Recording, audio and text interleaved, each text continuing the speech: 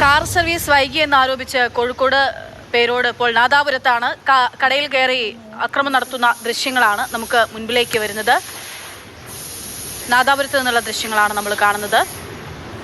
Rahul K V വിവരങ്ങളുമായി ചേരുകയാണ്.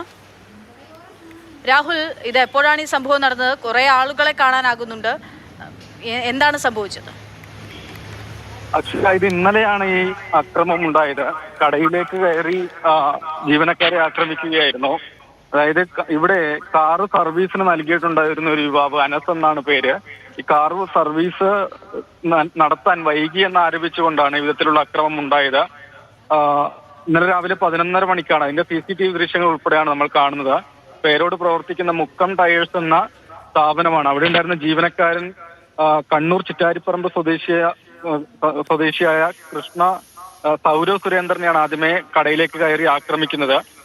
തുടർന്ന് അവിടെ ഉണ്ടായിരുന്ന മറ്റു ജീവനക്കാർ തടയാൻ ശ്രമിച്ചു. അങ്ങനെ സായൂജ്, അഭിനവ്, ശ്രീനാഥ് എന്നിവർക്കും പരിക്ക് സംഭവിച്ചിട്ടുണ്ട്. അങ്ങനെ മൊത്തത്തിൽ 4 പേർക്ക് പരിക്കേറ്റിട്ടുണ്ട്. സംഭവത്തിൽ നാദാപുരം പോലീസ് കേസെടുത്ത് ഏതായാലും അന്വേഷണം നടത്തിവരികയാണ്. അക്ഷയ.